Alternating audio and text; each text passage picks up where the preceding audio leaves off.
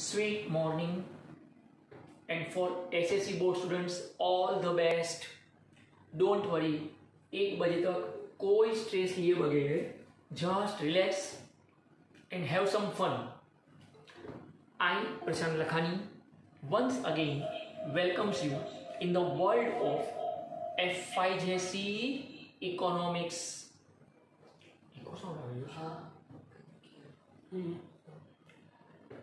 Friends, in our last session, we have started with our first chapter of FIJC economics, that is basic concepts in economics. In our last session, whatever we have discussed, जो कुछ मैंने आपको पकाया था उसको थोड़ा सा revise कराऊंगा. We have started with the concept one word and that is science. हमने ऐसा समझा था कि science is systematic body of knowledge. किसी भी कॉन्सेप्ट के ऊपर, किसी भी फिनोमिना के ऊपर जब हम सिस्टमेटिक ऑब्जर्वेशन करके कोई चीज को स्टडी करते हैं तो it becomes science. And basically science was divided into 2 parts, that is 2 types, natural science and social science. If you have remembered, last lecture में यहां पर पूरा बोर्ड भरा दिया था एक डिस्टिंग्विश तैयार करके, natural science and social science. Let me revise at a glance. हमने कुछ ऐसा डिस्कस किया था कि in case of natural science जो भी लॉज होते हैं, जो भी नियम कायदे होते हैं, they are universally accepted. But in case of social science it differs. They are not universally accepted, but they are the statements of general human tendencies. किस सिचुएशन में आप क्या बिहेव करते हो वो सोशल साइंस था. पर बुखार आया तो बॉडी टेम्परेचर बढ़ेगा, ये नेचुरल साइंस था. नेचुरल साइंस में हमने समझा था कि laws can be tested in a laboratory under controlled condition. But in case of social science, we cannot test it in laboratory. हमने ये भी डिस्कस किया था कि नेचुरल साइंस के जो लॉज होते हैं उसको हम बोलते हैं exact science, exact laws. But in case of social science they are abstract और बिहेवियरल. ये कब चेंज हो जाए हम नहीं बोल सकते. मैंने लास्ट लेक्चर में एक एग्जाम्पल दिया था फ्रेंड्स कि सुशांत सिंह राजपूत का जो पोस्टमार्टम किया गया कि उसके स्टमक में पॉइजन था कि नहीं था, तो इट वॉज नेचुरल साइंस. कि रिपोर्ट ने बोल दिया कि जूस लिया था पर उसमें कोई पॉइजनस एलिमेंट नहीं थे. लेकिन उस वक्त दिमाग में क्या हलबली चल रही थी, क्या खलबली चल रही थी, उस वक्त रिया चक्रवर्ती के साथ उसकी रिलेशन के लिए वो क्या सोच रहा था, that is the concept of social science. कि वो उस सिचुएशन को अपने ऊपर कितना हावी कर चुका था कि वो सुसाइड तक चला गया, तो इट इज सोशल साइंस. वो उसके बिहेवियर पे डिपेंड हो गया. Okay, after that we have covered कि नेचुरल साइंस में we had examples like mathematics, physics, chemistry. और उसके बाद सोशल साइंस में we have example like psychology, sociology and economics. So friends, today we are going to start with our word economics. So let's begin with meaning of economics. First of all, economics is social science. जैसे school section में आप study करते थे SS social studies, जहाँ पे history, geography, civics, similarly psychology, sociology, okay, and economics. तो economics is part of social science. तो economics is social science.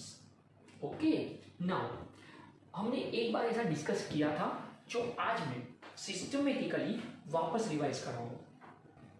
Okay friends, ज्यादातर सब्जेक्ट्स के जो नाम होते हैं ना, हमें कभी नहीं बताया जाता कि वो नाम कहाँ से आया, कैसे इंट्रोड्यूस हुआ.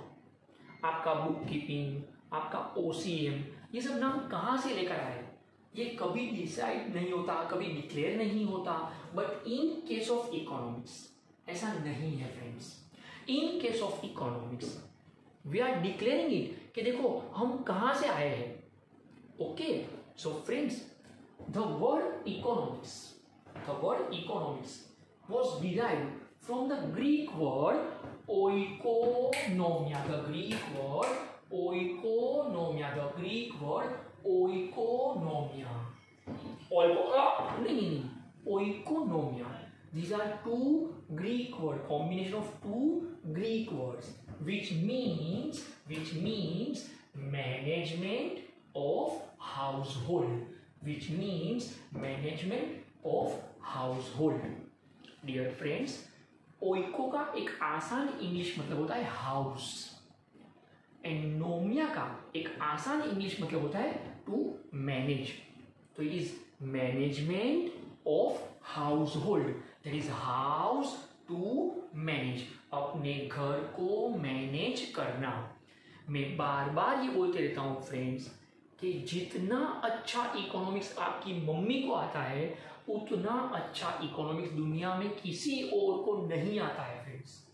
बिलीव मी, एक माँ को जितना इकोनॉमिक्स समझता है उतना और किसी को नहीं समझता है, क्योंकि एक माँ जो है वो पूरे घर को मैनेज कर सकती है.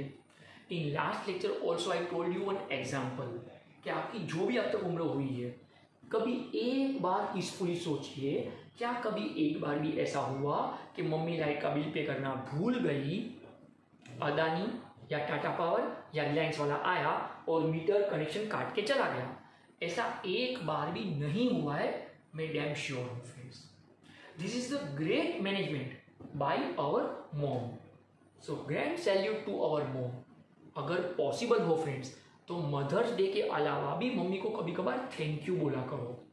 एक माँ को कंफर्म पता होता है कि उसके फैमिली में खाना खाने के लिए पूरे एक साल में कितने किलो गेहूँ और कितने किलो चावल चाहिए.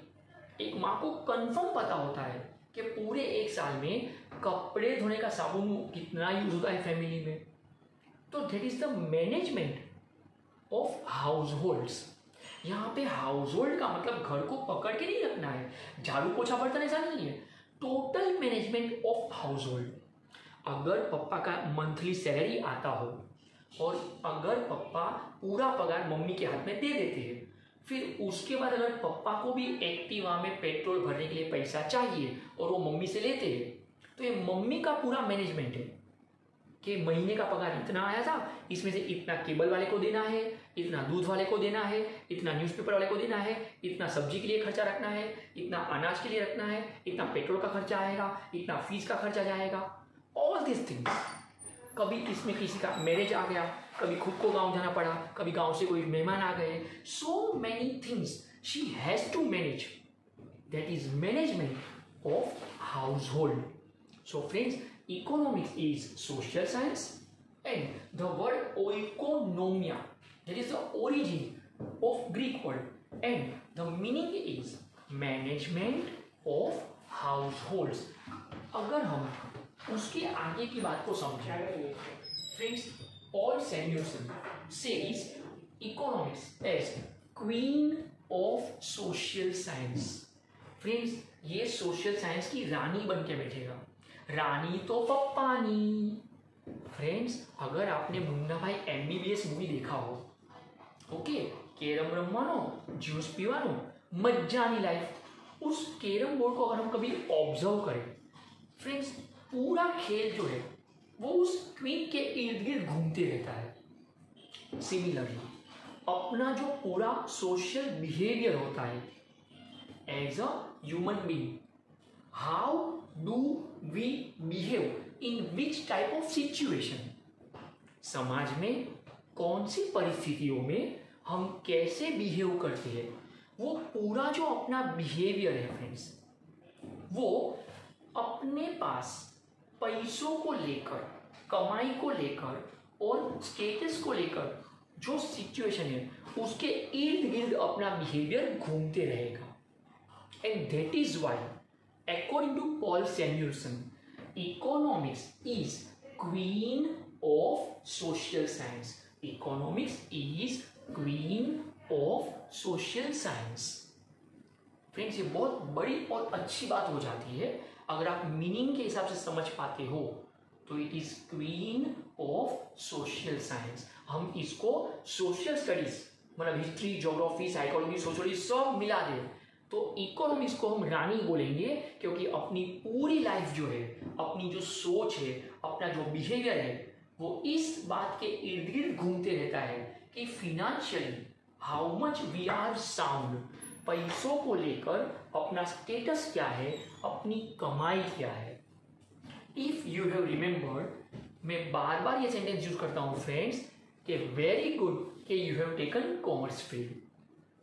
आज आपका रिजल्ट है, जिनका भी रिजल्ट है, all the best for that once again. लेकिन रिजल्ट जो भी हो, ज्यादातर लोगों की ये मेंटालिटी होती है कि अगर हमें 85 अबव परसेंटेज है, 90 अबव परसेंटेज है, तो वी विल टेक साइंस। लेकिन अगर हम उनको पूछे कि साइंस लेके बाद में क्या, तो डॉक्टर बनेगा, इंजीनियर बनेगा, अरे तू कुछ भी बन जा, finally what you will do, you will try to earn best money. हम नॉर्मली क्या चाहते हैं अपनी लाइफ में, सबसे अच्छी कमाई चाहते हैं। और जैसे हम ये वर्ड यूज करते हैं कि हम अच्छी कमाई चाहते हैं, तो घूम फिर के आप आ गए कॉमर्स पे और इकोनॉमिक्स पे। ओके, मैं बार बार ये बोलता हूं, वेयर इज आवर बेनिफिट, अपना फायदा किधर को, वो आओ, बाकी सब जाओ।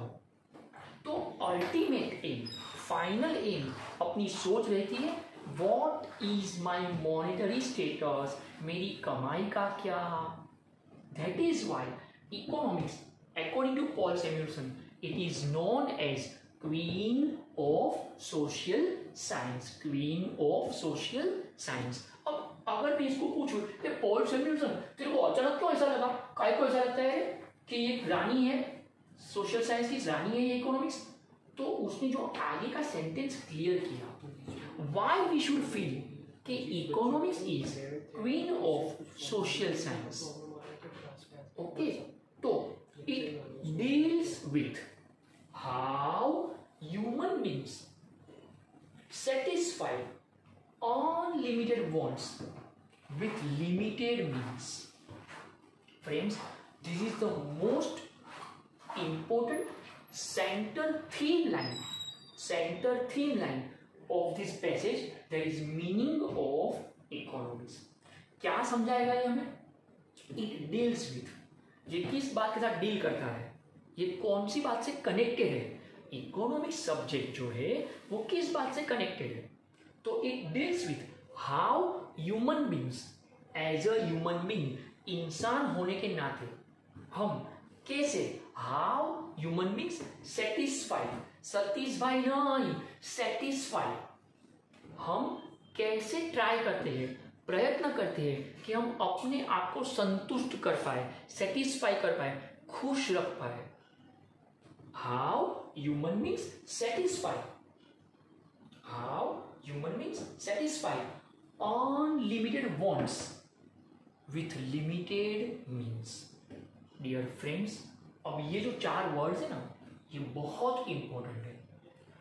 अनलिमिटेड वॉन्ट्स मतलब इच्छाएं, अपनी जो इच्छाएं होती है, दे आर अनलिमिटेड। अपनी इच्छाओं का कभी कोई अंत नहीं होता।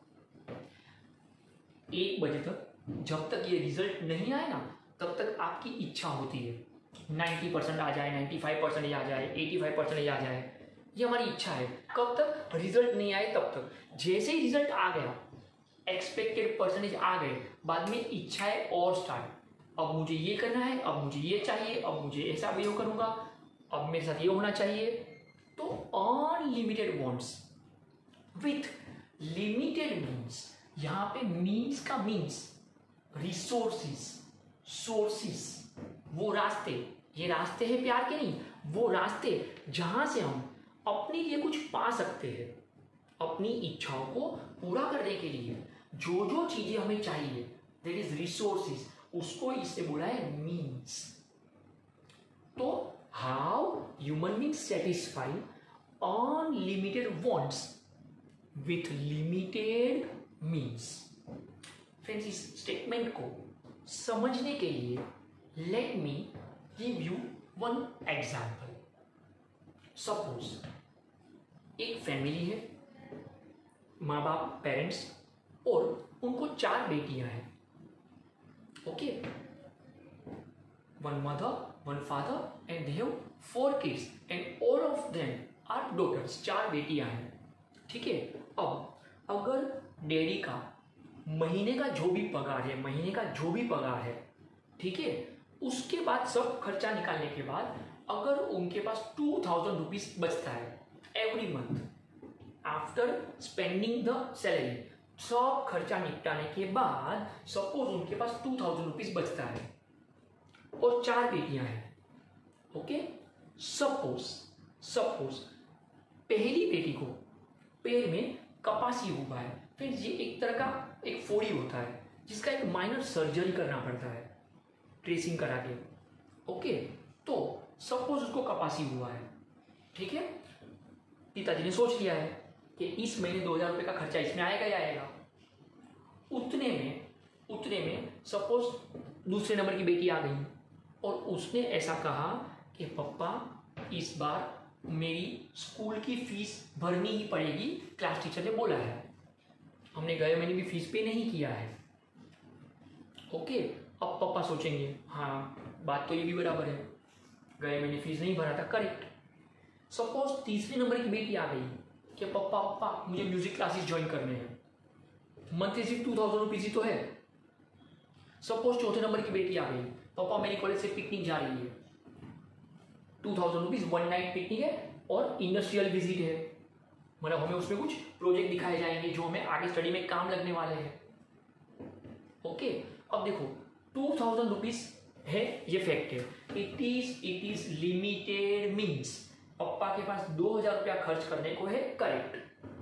ओके, अनलिमिटेड वॉन्ट्स, चारों बेटियों की अपनी अपनी इच्छाएं हैं. 2000 रुपये चारों को चाहिए. पापा के पास एक 2000 रुपये है, मतलब कोई भी 3 बेटियों को नाराज करना है. अब ऐसे में ये फादर इस सिचुएशन में कैसे बिहेव करेंगे, how he will deal this situation. इस चीज को समझने के लिए economics is very helpful subject friends. यहाँ पे पापा एक काम ये कर सकते हैं कि चौथे नंबर की बेटी को पहले बोलेंगे कि बेटा देखो पिकनिक तो है ना, साल में 2 बार जाती है, नेक्स्ट ईयर भी पॉसिबल है, ये साल प्रोजेक्ट किसी और से चुरा लेने का, और क्या करने का, कोई और फ्रेंड गए हो ना, ऐसे भी धापते ही तो हम और क्या करते हैं, है ना, ऐसे भी काम प्रोजेक्ट तू पूरा खुद बनाती है, तो बेटर इस बार नहीं नेक्स्ट टाइम जरूर भेजेंगे. ओके, मतलब नंबर 4 बेटी चलो डिमांड कैंसिल. नंबर 3 को समझाया जाएगा कि तेरे म्यूजिक क्लासेस हम 2 महीने बाद ज्वाइन करेंगे. ओके, 2 महीना जानेंगे, सिर्फ 2 महीना, after 2 months we will join that. ठीक है, फाइन.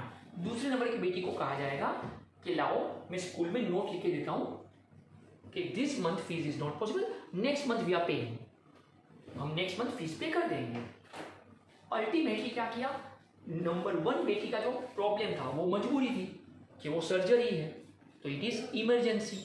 तो ये जो 2000 रुपये लिमिटेड मीन्स था डीडी के पास, उसमें अनलिमिटेड वॉन्ट्स को सेटिस्फाई करने का रास्ता ये चुना गया कि बाकी तीनों को पोस्टपोन कर दो और जो अर्जेंट नीड है, जो इमरजेंसी है, जो ज्यादा जरूरी है, उसको अब भी सेटिस्फाई किया जाए अर्जेंट में. तो economic subject deals with how human being satisfy unlimited wants with limited means. और एक बात कंफर्म है फ्रेंड्स, वॉन्ट्स आर अनलिमिटेड, ये एक हकीकत है. अपनी इच्छाओं का कभी भी कोई अंत नहीं होता. आई रिपीट माई वर्ड्स, अपनी इच्छाओं का कभी भी कोई अंत नहीं होता. When you satisfy your first want, automatically it will generate your second want.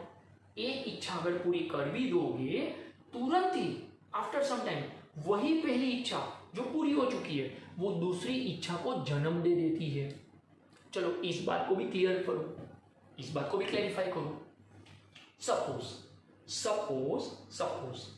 Mumbai जैसे एरिया में कोई एक लड़की 7th स्टैंडर्ड में पढ़ रही है. ओके, घर वालों के हिसाब से अभी वो छोटी है और उसके हिसाब से अब वो बड़ी हो चुकी है क्योंकि 7th में आ चुकी है. उस लेकर हमने दुनिया देख ली, अब हमें भी सब कुछ समझता है। 7th स्टैंडर्ड में आने के बाद बेटी ने पहली बार पापा से डिमांड किया कि पापा मेरी सभी फ्रेंड्स के पास जीन्स है, मैंने आज तक कभी जीन्स नहीं पहना, आपने कभी लेके नहीं दिया, मुझे इस बार जीन्स चाहिए बस। पापा ने भी सोचा कि बेटी आप पहली बार कोई बात के लिए डिमांड कर रही है और इतने सालों में कभी कुछ नहीं मांगा। बेटा श्योर, नेक्स्ट मंथ सैलरी आएगा ना, डेफिनेटली आपको जीन्स ला के देंगे, ठीक है। बेटी खुश हो गई, पापा खुश हो गए। सपोज नेक्स्ट मंथ सैलरी आया और पापा जीन्स लेके आए, पापा ने जीन्स लाया, बेटी को पसंद भी आया। कुछ दिनों बाद संडे को बाहर घूमने जाना था, पापा ने कहा बेटा आज जीन्स पहनेंगे ना, मैं लाया हूँ, आपको पसंद है ना, तो आज पहनेंगे ना।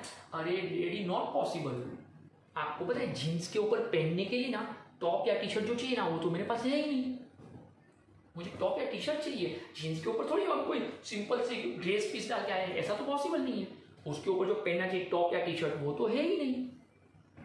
पापा बोलते बराबर, ओके फाइन, तो नेक्स्ट मंथ की सैलरी से टॉप या टी शर्ट लेके आएंगे। सपोज नेक्स्ट मंथ की सैलरी से टॉप या टी शर्ट आ गया, अब पापा ने बोला कि बेटा अब तो जीन्स पहनेगी ना, ऊपर टी शर्ट भी आ गया है। पापा जीन्स थोड़ा लूज है, उसके ऊपर बेल्ट पहनना पड़ता है और मेरे पास बेल्ट नहीं है, मतलब नेक्स्ट मंथ की सैलरी से बेल्ट आएगा। सपोज अब ये तीनों चीज आ चुकी है, अब पापा ने कहा बेटा अब नेक्स्ट संडे जब घूमने जाएंगे ना तो अब तो आप ये पहनेंगे ना, आपको तीनों चीज पसंद आ गई। पापा आप कमाल करते हैं, आपको पता है जीन्स के नीचे जो पहनना होता है ना वो अपने नॉर्मल जूते थोड़ी होते हैं, वो सैंडल अलग होते हैं, मेरे पास वो सैंडल नहीं है, मतलब अब नेक्स्ट मंथ सैंडल का खर्चा आ गया। सपोज नेक्स्ट मंथ सैंडल भी आ गए, अब अचानक कोई एक संडे पापा ने बोल दिया दोपहर को 1-2 बजे कि आज सब लोग तैयार हो जाओ, हम जुहू बीच घूमने चलते हैं। और बेटा अब वो जीन्स टी शर्ट सब है ना अभी आपके पास। अरे पापा पहले बोलना चाहिए था ना, मैंने हेयर वॉश भी नहीं किया है, बाल में तेल भी डाल के रखा है, अभी हेयर वॉश कर नहीं नहीं नहीं नहीं नहीं, आपको पहले बोलना चाहिए था। और मेरे पास बाद में हेयर खुले रखने के लिए बाद में बॉबी पिन हेयर पिन भराना होता है, वो भी नहीं है। पापा बोलेंगे काम कर बेटा, तू कहीं जाए मत, घर पे बैठो वही अच्छा है। क्यों? क्योंकि जीन्स की इच्छा पूरी हुई तो टॉप या टी शर्ट याद आया, वो आ गए तो बाद में बेल्ट याद आया, वो हो गया तो बाद में जूते याद आए, बाद में हेयर पिन याद आएगा। Wants are unlimited. Dear friends, ये जो एग्जाम्पल है ना, ये हम सबके साथ कभी ना कभी होता है, because we are human beings, तो ये सबके साथ होना है, सबके साथ होना है ये चीज। ओके, ऐसा नहीं है कि कोई अलग एग्जाम्पल दे दिया मैंने, it happen with every single person. Okay, ये मेरे साथ भी होता है, आपके साथ भी होता है, and that is why if you have remembered, मैंने लास्ट सेशन में कहा था कि इकोनॉमिक्स एक ऐसा सब्जेक्ट है जो हमें 2 चीज सिखाएगा, how to live and how to make live. तो मीनिंग ऑफ इकोनॉमिक्स के हिसाब से अब हम अगर स्पीड में रिकेप कर पाए कि हमने क्या समझा, तो economics is social science. The word economic was derived from the Greek word oikonomia, which means management of household. सबसे अच्छा इको मम्मी सिखाएगी। Now don't say me कि सर जब मम्मी ही इको सिखाएगी तो हम काय को आपको फीस पे करें, आपका भाषण काय को सुने। ओके फ्रेंड्स, मम्मी के पास बैठ के क्या सीखोगे वो तो मेरे पास सीख लो, मम्मी के पास बैठ के क्या सीखोगे इकोनॉमिक्स में, उसके लिए आप मेरे को फीस दोगे, उसके लिए आप मेरे पास पकने के लिए बैठोगे। ओके, क्योंकि मम्मी तो अनपढ़ है, फिर भी उनको हाउस होल्ड मैनेजमेंट आता है, बिल्कुल आता है। करेक्ट। पॉल सैमुएल्सन ने कहा कि economics is queen of social science, और ऐसा उसने क्यों कहा, तो it deals with how human beings satisfy unlimited wants with limited means. Wants मतलब इच्छाएं और मीन्स मतलब रिसोर्सेज, वो रास्ते जहां से हम अपनी इच्छा को पूरा करने के लिए जो साधन हमें चाहिए, जो सोर्सेज चाहिए, जो पैसे चाहिए, वो हमें मिल पाए। Okay, this is the perfect paragraph of meaning of economics, meaning of economics. Friends, after that very important introduction from India point of view, कौटिल्य's view। Friends, आपको पता है कौटिल्य कौन, पहचान कौन, कौटिल्य बोले तो फ्रेंड्स चाणक्य, कौटिल्य इज चाणक्य। अभी चाणक्य हम सबने सुना है, लॉकडाउन में ना डीडी नेशनल पे वो चैनल पे सीरियल भी आती थी, अगर किसी ने गलती से देख ली हो तो, क्योंकि इतना हैवी है ना, हम कभी देखते ही नहीं, अपने को समझेगा भी कुछ नहीं क्या चल रहा है। ओके, चंद्रगुप्त मौर्य उसके जो टीचर थे that is Chanakya. Friends Kautilya, Chanakya is the first economist actually of India, right. Chanakya आज से 800-900 साल पहले, बिफोर 800 और 900 ईयर्स, 800-900 साल पहले चाणक्य ने एक बुक इन्वेंट किया, दैट इज अर्थशास्त्र। फ्रेंड्स अर्थ मतलब यहाँ पे अर्थ का मतलब पृथ्वी नहीं होता है, यहाँ पे अर्थ का मतलब होता है पैसा, वो साधन जिससे अपना जीवन गुजारा हो। एंड शास्त्र that is systematic study, that is science. तो व्हाट इज अर्थशास्त्र according to Kautilya? Friends personally मैं इस बंदे को बहुत रिस्पेक्ट करता हूँ, बहुत। उसका रीजन बता रहा हूँ। जो लोग इसको समझ पाए हैं वो ऐसा बोलते हैं कि इस बंदे की जो सोच थी वो दुनिया से 500 साल आगे की थी। फ्रेंड्स मतलब उस वक्त जो कुछ चल रहा था वो 500 साल एडवांस में सोच सकता था कि after this many years what will happen. Friends आज आधार कार्ड जो अपने को अब अहमियत समझ में आ रही है, जैसे आपका भी 10th का रिजल्ट आए, कॉलेज में एडमिशन चाहिए, आधार कार्ड अटैच करो। फ्रेंड्स ये आधार कार्ड की सोच, आज हम ये चिल्ला रहे हैं कि मनमोहन सिंह लेकर आए, नरेंद्र मोदी लेकर आए, कंपलसरी कर रहे हैं, अक्कल नहीं है। फ्रेंड्स ये आधार कार्ड की सोच 800 साल पहले भी चाणक्य के दिमाग में थी। फ्रेंड्स उस जमाने में भी मध्य प्रदेश के अंदर आधार कार्ड जैसी कोई चीज होती थी, इसके प्रूफ मिले हैं। फ्रेंड्स मैं 800 साल पुरानी बात कर रहा हूँ। मतलब ये बंदा कितना एडवांस था कि हम अभी भी आधार कार्ड की अहमियत नहीं समझ पा रहे हैं। और उस वक्त भी आइडेंटिटी कार्ड, आधार कार्ड ऐसी चीजें मध्य प्रदेश में कंपलसरी होती थी। फ्रेंड्स ये चाणक्य की सोच थी कि पूरा पॉलिटिक्स के हिसाब से जब राज्य चलाना हो तो सिटीजन्स जो होते, नागरिक जो होते हैं, उनके पास उनका एक आइडेंटिटी कार्ड होना चाहिए। जैसे आपका स्कूल में आइडेंटिटी कार्ड होता है, कॉलेज में आइडेंटिटी कार्ड होता है, क्लासेस के लिए आईडी कार्ड आएगा, वैसा एवरी सिटीजन, हर नागरिक के पास कि वो यहाँ का नागरिक है, उसका कार्ड होना चाहिए। ये 800 साल पुरानी सोच कौटिल्य के पास थी। फ्रेंड्स इसलिए मैं इसको ग्रेट सैल्यूट करूँ कि ऐसी ऐसी सोच थी उसके पास जो हम अब समझने आ रहे हैं कि अच्छा हो ये भी होता है। जब कौटिल्य को पूछा, चाणक्य को पूछा कि according to you what is अर्थशास्त्र, व्हाट इज इकोनॉमिक्स, तो अकॉर्डिंग टू कौटिल्य जो उसका व्यू था कि अर्थशास्त्र implies the science of acquiring and managing wealth. अब यहां पे फ्रेंड्स मैं थोड़ा स्लो हो जाऊंगा। एक्वायरिंग का मतलब होता है एक्यूमुलेट करना, कलेक्ट करना, जमा करना, इकट्ठा करना। एक्वायरिंग, टू एक्वायर कुछ पाना, acquiring. And managing, to manage, अच्छे से उसको संभालना। देखो कोई भी चीज को पाना, अपने पास वो चीज आ जाए, दैट इज एक्वायरिंग, और बाद में उसको संभाल के हम अपने जीवन में उसका इस्तेमाल कर पाए। ओके, जो भी संपत्ति हो, वेल्थ, संपत्ति, फिर वो प्रॉपर्टी, जमीन हो सकती है, कार हो, बिल्कुल, फ्लैट, बंगला, बिल्कुल, गोल्ड, पैसा, आप जो भी सोचो। फ्रेंड्स वेल्थ का मतलब होता है संपत्ति, प्रॉपर्टी, मिलकत, जिसको आप लोग अकाउंट्स में बोलने वाले हो असेट्स। मतलब ये कोई ऐसी प्रॉपर्टी है, ये कोई ऐसी माल मिलकत है जिसे हम अपना बोलते हैं और हम उसको एंजॉय करें। ओके, हम उससे खुशी हासिल करते हैं कि हाँ ये मेरे पास है। अगर मेरे पास BMW कार है, ये मेरी BMW कार है, तो शाइनिंग मार के बैठने का। पहले कार में बैठने की जगह तो वो ऐसा तो कुछ अलग तो है नहीं कार में, थोड़ी ना वो कार हवा में उड़ने वाली है। लेकिन BMW है तो शाइनिंग मारने का, क्योंकि मेरी है। दूसरे की हुई तो क्या करने का, तो नाखून मार के स्ट्रेच कराने का, टाइम पास, राइट। पर अगर मेरी है मेरी प्रॉपर्टी है तो शाइनिंग मारने का।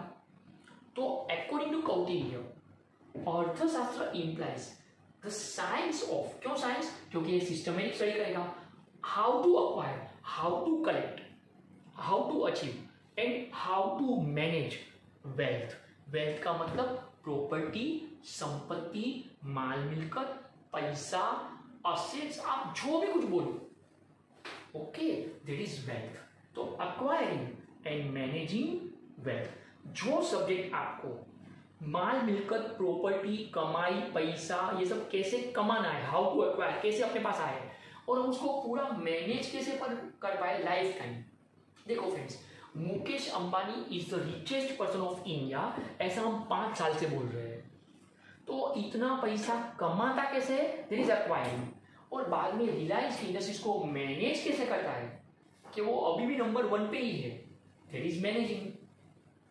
पर यहां पर एक अलग वर्ड भी समझना होगा, and that is wealth. Friends, Chanakya की सोच ऐसी थी कि फ्रॉम बर्थ टिल डेथ अपना पूरा जो स्ट्रगल है ना ह्यूमन बींग्स का, इंसान का जो स्ट्रगल है, बस इसी में खत्म हो जाता है कि हम पैसा कमाए कैसे और फिर कमाए हुए पैसे को संभाले कैसे। अपना पूरा लाइफ इसी को मैनेज करने में खत्म, इसी सोच में खत्म कि मैं और पैसे कैसे कमाऊं और जो कमाया है उसको कैसे संभालूं, कैसे मैनेज करूं, कहाँ पे कितना कैसे खर्च करूं, कहाँ पे कितना कैसे इन्वेस्ट करूं ताकि और कमाऊं, और फिर जो और कमाया हुआ पैसा है उसको कैसे मैनेज करूं। That is why he had used the word the science of acquiring and managing wealth. Friends, अगर आप इकोनॉमिक्स नहीं समझ पाए हो और अगर पैसे वाले हो भी गए तो भी आप पैसा संभाल नहीं पाओगे, उसे मैनेज नहीं कर पाओगे। अगर आपको समझ में आए तो फ्रेंड्स, अमिताभ बच्चन के पिताजी के पास इतने पैसे नहीं थे, he is quite educated. Amitabh Bachchan अनपढ़ गवार नहीं है friends, he is quite educated, वो पढ़ा लिखा बंदा है। और बाद में जब पैसे कमाने लगा बॉलीवुड से, बराबर है, उसके बाद अभिषेक बच्चन उसको मैनेज नहीं कर पा रहा है, ना वो पैसों को बढ़ा पा रहा है, ना वो मैनेज कर पा रहा है। तो ये जो सोच है, इसके लिए वी नीड दिस सब्जेक्ट। कुछ प्रॉब्लम हुआ है, कुछ प्रॉब्लम हुआ है? नहीं, सब बराबर। हाँ फ्रेंड्स, सब बराबर जा रहा है ना? हाँ ऐसा, ओके, सो नहीं गए ना? Okay okay, yes yes. तो यहाँ पर according to Kautilya, why it is अर्थशास्त्र, बोले it is science of acquiring and managing wealth, acquiring and managing wealth, तो it is अर्थशास्त्र। तो फ्रेंड्स, फाइनली हमने मीनिंग ऑफ इकोनॉमिक्स, ओके, और कौटिल्य की सोच क्या है, पॉल सैमुएल्सन की सोच क्या है, ये समझ लिया। Now we are moving towards our next part, that is definitions of economics. Spelling देखकर डेफिनिशंस, ओ सर डेफिनेशन आता है sir. Friends, definitions, there is plural word, and definition किसी एक कॉन्सेप्ट को डिफाइन करना, एक कॉन्सेप्ट को एक बंदा डिफाइन करे, दैट इज डेफिनेशन। अपने पास यहाँ पे बहुत सारे महारथी लोग हैं जिन्होंने अपने अपने हिसाब से इकोनॉमिक्स को डिफाइन किया है, उस कॉन्सेप्ट को, इस वर्ड को समझाया है।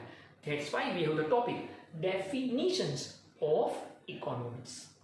उसमें जो पहली सोच है, एडम स्मिथ। फ्रेंड्स, इस बंदे को मैं इसके पहले भी इंट्रोड्यूस कर चुका हूं।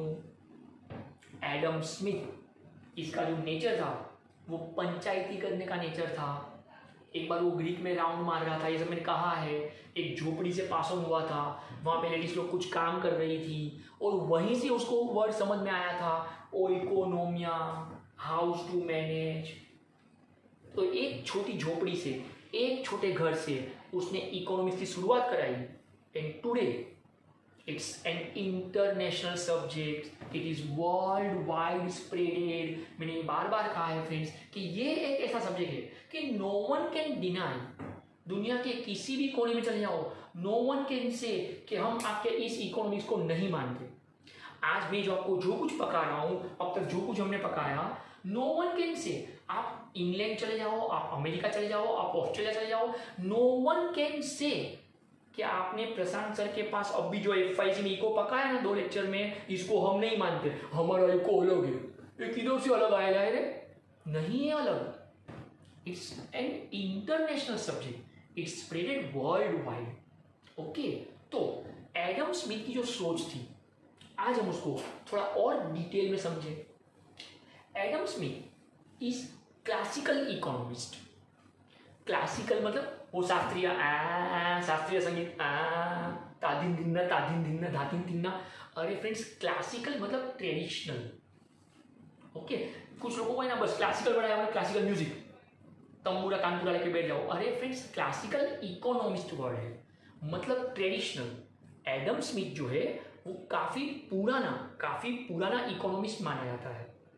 सच बताऊं फ्रेंड्स, ये बाहर के लोग हुए जो ये बोलते हैं कि एडम स्मिथ सबसे पुराना इकोनॉमिस्ट है, and that is why he is also known as father of economics.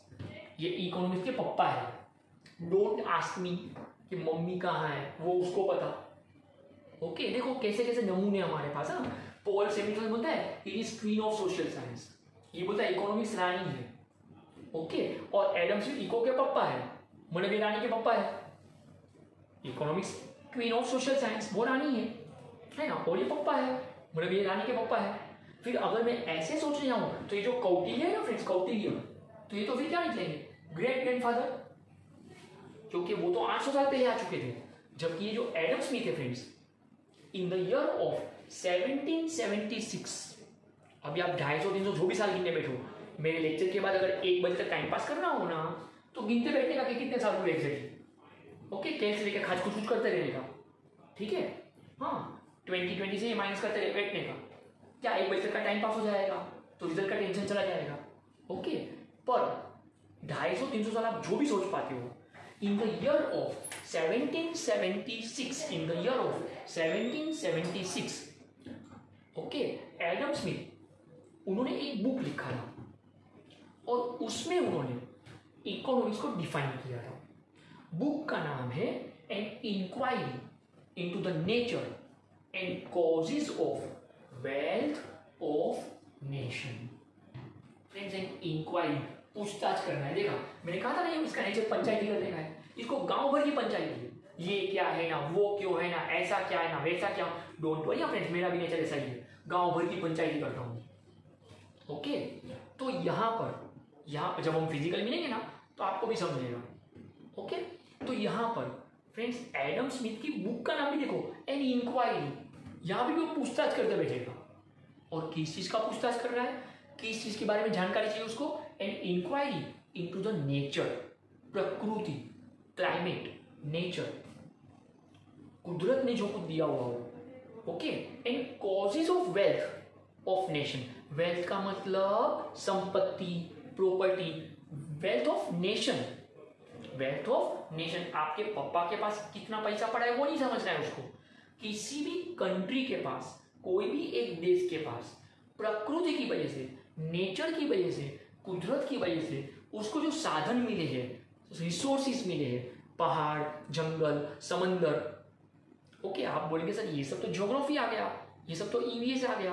Friends, environment point of view, जिस कंट्री के पास ज्यादा पहाड़ अवेलेबल है, ज्यादा समंदर अवेलेबल है, ज्यादा फॉरेस्ट जंगल अवेलेबल है, तो उस कंट्री में, ओके, उस कंट्री में जो माइंस होते हैं, मिनरल्स, खान जो खदान, वो ज्यादा अवेलेबल होती है, और वो कंट्री ज्यादा पैसे वाला, धनवान बन जाता है। Okay, that is why he had written the book an inquiry into the nature and causes कारण। किसी भी कंट्री के पास अगर बहुत सारी संपत्ति है तो उसके कारण और वो प्रकृति से क्या मिला उसकी जानकारी हासिल करना, ये बुक का नाम हुआ। एक छोटा सा एग्जांपल दूं मैं इस बात को। फ्रेंड्स, अगर हम इंडिया की गवर्नमेंट के पास गोल्ड कितना रिजर्व पड़ा है गवर्नमेंट की तिजोरी में, ओके, भारत सरकार की बैंक में, तिजोरी में कितना गोल्ड पड़ा है, तो it is 600 ton, 600 ton. Friends 1 ton का मतलब होता है 1000 किलो, 1 टन का मतलब 1000 किलो। तो 600 टन सोना भारत सरकार की तिजोरी में पड़ा है। फ्रेंड्स वर्ल्ड बैंक में दिखाया है हमने कि हमारे पास 600 टन गोल्ड है। 600 टन बहुत बड़ा हो गया, ऑफ कोर्स यस। पर अब अगर हम इसको अमेरिका से कंपेयर करें तो फ्रेंड्स अमेरिका की गवर्नमेंट के पास जो गोल्ड रिजर्व पड़ा है तिजोरी में, जो उन्होंने वर्ल्ड बैंक को दिखाया है कि देखो हमारी तिजोरी का gold, it is 8000 tons. Friends India का 600 टन्स और अमेरिका का 8000 टन्स। इंडिया का 600 टन्स, अमेरिका का 8000 टन्स। ओके, आज भी जब लोग ये बोलते हैं ना कि अमेरिका में कोरोना की वजह से बहुत क्राइसिस आ जाएगा, कितना लोग ऐसा हो गया, कितना लोग वैसा हो गया, फ्रेंड्स अमेरिका को कोई इफेक्ट नहीं हो रही है, जबकि अपने से उसकी हालत कोरोना के मामले में ज़्यादा खराब है। फ्रेंड्स बहुत ज़्यादा खराब है उनकी हालत। वहाँ पे करीब करीब 1.25 लाख के ऊपर के लोग तो टपक चुके हैं बिकॉज ऑफ कोरोना, लेकिन फिर भी कंट्री के अंदर कोई डैमेज इफेक्ट नहीं दिख रहा है। क्यों होगा? क्योंकि wealth, causes of wealth, 8000 ton तो सोना एक्स्ट्रा पड़ा है, एक्स्ट्रा गवर्नमेंट के पास एक्स्ट्रा, पब्लिक के पास तो हम गिन ही नहीं रहे। फ्रेंड्स इंडिया में पब्लिक के पास जो गोल्ड है ना, इट इज 25,000 टन। 600 टन जो मैं बोल रहा हूं फ्रेंड्स वो भारत सरकार के पास है। एडम स्मिथ ने जो बुक लिखा है उसमें लोगों की बात नहीं हुई है, causes of wealth of nation, राष्ट्र के पास, सरकार के पास जो है उसकी बात कर रहे हैं हम। बाकी इंडिया में भी पब्लिक के पास गोल्ड है 25,000 टन। अगर मैं सभी के तिजोरी से गोल्ड निकलवाऊं, एक एक 2-2 तोला तो सब जगह से निकलेगा, तो फ्रेंड्स 25,000 तोला सोना, ओके 25,000 टन, ये इंडिया में अंदर गोल्ड है।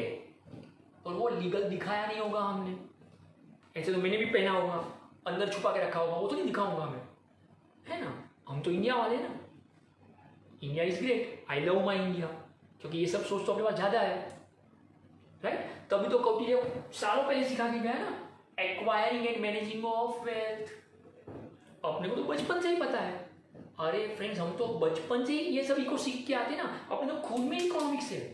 मैं आपको इसका एग्जांपल दूं छोटा सा, अगर 6 महीने का छोटा बच्चा जो ठीक से कोई चीज पकड़ना भी ना सीखा हो, उसको 20 की कड़क नोट नई वाली है ना, मस्त वाली, उसको आप दे दो, देखो कैसे पकड़ेगा, और फिर छुड़ाने की ट्राई करो, नहीं छोड़ेगा, नोट फट जाएगी 20 रुपए की, वो छोड़ेगा नहीं। उसको ये नहीं पता है कि 20 रुपए की नोट है, इसको पैसा बोलते हैं, पर उसको इतना पता है कि ये छोड़ने जैसी चीज नहीं है, वो छोड़ेगा नहीं।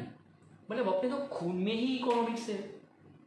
तो एडम स्मिथ की जो बुक थी, ओके, वहां पे नेशन की बात हो रही है। तो इंडिया के पास 600 टन गोल्ड पड़ा है गवर्नमेंट की तिजोरी में एक्स्ट्रा, और अमेरिका के पास 8000 टन गोल्ड पड़ा है। क्यों? क्योंकि अमेरिका के पास जो नेचुरल रिसोर्सेस है वो भी अपने से काफी ज्यादा है। फ्रेंड्स वहाँ के पहाड़, वहाँ के समंदर, वहाँ के जंगल, ये सब आपने कभी 9th-10th के ज्योग्राफी में सीखा होगा। फ्रेंड्स कैलिफोर्निया का जो एटमॉस्फेयर है, नेचुरल क्लाइमेट है, इट इज सुपर। तो ये जो चीजें हैं वहाँ से उनका वेल्थ बढ़ते जाएगा। तो in the year of 1776 Adam Smith ने जो बुक लिखा, और उसमें उन्होंने क्या बोला कि economics defines as science of wealth. मतलब 700-800 साल पहले चाणक्य, कौटिल्य जो बोल के गया, वो ये भाई साहब 250 साल पहले बोल रहे हैं कि economics is science of wealth. ये संपत्ति और प्रॉपर्टी का विज्ञान है, जहां पे आप ये समझोगे कि हम प्रॉपर्टी कमाए कैसे और बाद में लाइफ टाइम उसको मैनेज कैसे करें। फ्रेंड्स मैं काफी बार ये डिस्कस करता हूं in my so many seminars, I always discuss this thing कि अपना जो नाम है ना वो तो पेरेंट्स की गिफ्ट है। ओके, जो स्कूल में आपको रखा गया वो भी पेरेंट्स का डिसीजन था, पर अब से कॉलेज से लेकर आपका जो भी प्रोफेशनल स्टेटस होगा, आप जो भी डिग्री पाना चाहोगे, जो भी ऑफिस में बैठ के कमाना चाहोगे, आप जिस पोस्ट को एंजॉय करना चाहोगे, नेम प्लेट पे आगे जो लिखा होगा जो भी वर्ड, वो आपकी चॉइस। तो अपनी जो लाइफ है वो यहीं पे आके अटकती है। It is science of wealth. तो एडम स्मिथ क्लासिकल इकोनॉमिस्ट है, उनको हम फादर ऑफ इकोनॉमिक्स बोलते हैं क्योंकि उन्होंने छाप के बुक रखा था। कौटिल्य का बुक तो किसी ने पढ़ा नहीं, हमने खुद ने भी नहीं पढ़ा कभी, ओके, पर इसका बुक दुनिया ने पढ़ा क्योंकि ये प्रिंटेड बुक था। कौटिल्य का जो बुक लिखा था चाणक्य का, वो हैंड रिटन बुक था, तो कहाँ गुम हो गया पता ही नहीं चला है, पर ये बुक सबने दुनिया में पढ़ा तो वो ज़्यादा फेमस हो गया। तो he is father of economics, ये इको के पप्पा है। पॉल सैमुएल्सन ने कहा इकोनॉमिक्स रानी है और ये इकोनॉमिक्स के पिताजी है, ठीक है, राइट। और उन्होंने जो बुक लिखा वो बुक का नाम उन्होंने बोल दिया, an inquiry into the nature and causes of wealth. In this book he has defined economics as science of wealth. Friends, इसलिए एडम स्मिथ की जो डेफिनेशन है उसको हमने नाम दे दिया, it is wealth oriented definition. Wealth oriented definition, मतलब उसका जो फोकस है, उसका जो कॉन्सेंट्रेशन है वो इस एक वर्ड पे अटक गया, वेल्थ, संपत्ति, प्रॉपर्टी। उसको ऐसा लगता है कि जितनी प्रॉपर्टी ज्यादा, जितना असेट्स ज्यादा, जितना आपके पास पैसा ज्यादा, उतना आप सुखी हो, उतने आप खुश हो, उतना आप अपनी ज्यादातर इच्छाओं को सेटिस्फाई कर सकते हो, अपने हिसाब से जी सकते हो और लाइफ को एंजॉय कर सकते हो। ऐसा एडम स्मिथ का मानना था। Friends, after that we have one more definition that is given by professor Alfred Marshall. Friends, इसको नाम दिया गया नियो क्लासिकल इकोनॉमिस्ट। ये अपना क्लासिकल, ओके, ये आत्माराम तुकाराम भिड़े के जमाने का है क्लासिकल, राइट। ये बबीता के जमाने का है नियो क्लासिकल, क्योंकि उसने एक कदम आगे बढ़ाया। और उसको जब पूछा गया कि आपके हिसाब से इकोनॉमिक्स क्या है, फ्रेंड्स, प्रोफेसर अल्फ्रेड मार्शल को हमें इसलिए रिस्पेक्ट देना पड़ेगा क्योंकि उस वक्त दुनिया में जो कुछ सोच चल रही थी उससे एक कदम इन्होंने एडवांस में सोचना शुरू किया। और इसकी मैं इफेक्ट आपको बताऊं, मैं आपको इसकी इफेक्ट बताऊंगा। 12th का आपका जो इकोनॉमिक्स है, okay, which is again world wide same, दुनिया में सभी जगह पे 12th का इकोनॉमिक्स सेम चलता है, किधर भी जाओ, बाकी सब सब्जेक्ट ऊपर नीचे होते रहते हैं, लेकिन 12th का जो इकोनॉमिक्स है again it is remain same world wide, okay. उसमें आधे से ज्यादा जो चैप्टर्स हैं, अगर सपोज 10 चैप्टर है बुक में, तो 5 चैप्टर जो है वो इस अकेले बंदे ने लिखे हैं, अल्फ्रेड मार्शल ने, ओके। मतलब अपनी गवर्नमेंट भी ये समझती है कि इस बंदे को हमें ज्यादा रिस्पेक्ट देना पड़े। अब ऐसा क्यों करना पड़े? तो जब प्रोफेसर अल्फ्रेड मार्शल को पूछा कि what is economics according to you, तेरे हिसाब से बोलना इकोनॉमिक्स क्या है, तेरे हिसाब से बोल, तो ही सेज कि economics is, okay, science of welfare. इसलिए उसने वर्ड यूज किया welfare oriented definition. Friends, professor Alfred Marshall की जो डेफिनेशन है उसको नाम दिया गया है welfare oriented definition. There is a great difference between wealth and welfare. I repeat, there is a great difference between wealth and welfare. Friends, wealth का मतलब होता है संपत्ति, प्रॉपर्टी, माल मिलकत, असेट्स, और वेलफेयर का मतलब होता है समृद्धि, प्रॉस्पेरिटी। देखो, मैं एक छोटे एग्जाम्पल से बात समझाऊं। कोई एक चीज आपके पास होना, वो आपकी होना, दैट इज वेल्थ। आप उस चीज को एंजॉय कर पाते हो, ज्यादा खुशी हासिल करने के लिए उससे खुश रह पाते हो, तो इट इज वेलफेयर। अगर मैं छोटा सा एग्जाम्पल क्लियर करूं, अगर सपोज मेरे पास BMW कार है तो इट इज वेल्थ। लेकिन अगर मैं छोटी सी गली कुची में निकल नहीं पाता हूं उससे, सपोज हाईवे पे जोगेश्वरी विक्रोली लिंक रोड के टर्न के पास अगर स्पीड में मेरा गाड़ी मैंने निकाला BMW, तो नीचे गड्ढों में जो पानी भरा है वो जंपिंग झपाक थम्पिंग थपाक, अरे नीचे से गाड़ी को टकराएगा। तो BMW तो है मेरे पास, पर मुझे पता है कि अगर मुझे उस रूट से निकलना है तो BMW यूजफुल नहीं हुआ। चलो बात को थोड़ा और इजी करूँ, suppose 1 kilo Cadbury dairy milk silk मेरे फ्रिज में पड़ी हो, वो भी 1 किलो बोलो, 1 किलो, एक पैकेट नहीं, 1 kilo Cadbury dairy milk silk मेरे फ्रिज में पड़ी हो, पर डॉक्टर ने बोल दिया है कि आपको डायबिटीज है, गलती से उसको देखने का भी नहीं वरना टपक जाएगा, तो फायदा क्या है इतने सारे कैडबरी डेयरी मिल्क सिल्क का? डोंट वरी, मेरे को कुछ नहीं है, आप जितना लाओ उतना मैं खा सकता हूँ। डॉक्टर ने बोला है बिंदास खाओ, ओके, कोई प्रॉब्लम नहीं है। क्या है ना, आपने अब तक देख तो लिया मेरा हाल क्या है ना। लोगों को चर्बी चढ़ जाती है, मेरी चर्बी तो उतर गई है, तो मेरे को तो डॉक्टर बोलते हैं खाओ बिंदास कैडबरी डेयरी मिल्क सिल्क। तो आप जब भी लाओ अच्छा रिजल्ट लेकर आओ, यहाँ पे आओ, कांटेक्ट करो और सिल्क लेकर आओ मेरे लिए, राइट? और किसी को नहीं देना, मेरे को देने का, ठीक है? लेकिन सिल्क का होना, कैडबरी डेयरी मिल्क होना, ये वेल्थ हुआ। आप उसे खा पाओ तो वो वेलफेयर हुआ, वरना क्या फायदा? अगर मेरे पास 50 तोला सोना है घर पे, 50 तोला, अगर आपने कभी वास्तव नाम का मूवी देखा हो ना, 50 तोला, अगर 50 तोला सोना है तो वेल्थ है, गोल्ड। लेकिन आप पहन के निकल पाओगे क्या? कभी चर्च के स्टेशन तक पहुंच पाओगे रेलवे से? सोना पहन के 50 तोला सोना है, बिंदास पहन के बोलो निकलो तो 50 तोला सोना है, देखो क्या होता है आपके साथ। मतलब वो वेलफेयर नहीं हुआ, क्योंकि आप उसे पहनकर अपना शाइनिंग तो नहीं पा रहे हो, तो फिर वो वेलफेयर नहीं हुआ। तो प्रोफेसर अल्फ्रेड मार्शल की जो सोच है वो वेल्थ नहीं है, वो वेलफेयर है। देखो फ्रेंड्स, जगह जगह पे नरेंद्र मोदी के बोलने पे हमने सुलभ शौचालय बना दिए, जनरल टॉयलेट्स, ये वेल्थ हुआ। लेकिन आज भी अगर लोग उसके अंदर जाके सुसु मुंह नहीं करते हैं, उसके पिछवाड़े जाके करते हैं, तो फिर ये वेलफेयर नहीं हुआ। Okay, there is a great difference between wealth and welfare.